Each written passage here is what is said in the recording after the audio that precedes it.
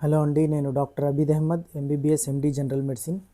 ఈరోజు fatty liver గురించి మాట్లాడుకుందాము. ఎందుకంటే చాలామంది పేషెంట్స్ ఓపీడీకి స్కాన్ రిపోర్ట్స్ తీసుకొచ్చేసి స్టేజ్ 1 స్టేజ్ 2 ఫ్యాటీ లివర్ ఉంది, నా లివర్ ఖరాబ్ అవుతుందా అని అడుగుతూ ఉంటారు. అసలు ఈ ఫ్యాటీ లివర్ అంటే ఏంది, లేటెస్ట్ టర్మినాలజీ ఏంటిది అనేది గురించి చెప్తాను. ఫ్యాటీ లివర్ని మెడికల్ టర్మినాలజీలో MASLD అంటారు. అంటే మెటబాలిక్ అసోసియేటెడ్ స్టియటోటిక్ లివర్ డిసీజ్. అంటే లివర్లో ఫ్యాట్ డిపాజిట్ అవ్వడము. దీంట్లో సివియర్ ఫామ్ని మ్యాష్ అంటాము, అంటే metabolic associated steato hepatitis.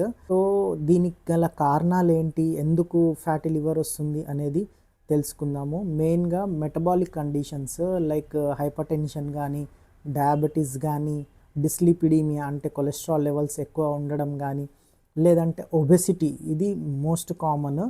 So ఇలాంటి రిస్క్ ఫ్యాక్టర్స్ ఉన్న వాళ్ళల్లో, ఇంకా ఎస్పెషల్లీ ఆల్కహాలిక్స్లో మనం ఫ్యాటీ లివర్ అనేది చూస్తూ ఉంటాము. ఈ ఫ్యాటీ లివర్ని ఎలా ట్రీట్ చేసుకోవాలి అనేది కూడా ఎక్స్ప్లెయిన్ చేస్తాను. మెయిన్గా వచ్చేసి ఆల్కహాల్ కన్సెప్షన్ని తగ్గించుకోవాలి. మెయిన్గా 14 డ్రింక్స్ పర్ వీక్ కన్నా తక్కువగా ఉండేలాగా చూసుకోవాలి. ఇంకా సెకండ్ మోస్ట్ ఇంపార్టెంట్ వచ్చేసి weight loss.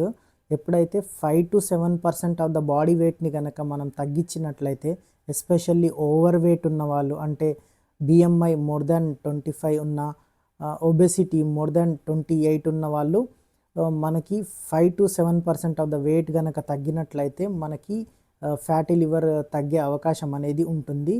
Third most important, treat for risk factors like డయాబెటీస్ని, హైపర్ టెన్షన్ని, కొలెస్ట్రాల్ లెవెల్స్ని ట్రీట్ చేసుకోవాల్సి ఉంటుంది. ఫోర్త్ వన్ వచ్చేసి వ్యాక్సినేషన్, అంటే హెపటైటిస్ A ఇంకా హెపటైటిస్ B వ్యాక్సినేషన్ అనేది తీసుకోవాలి.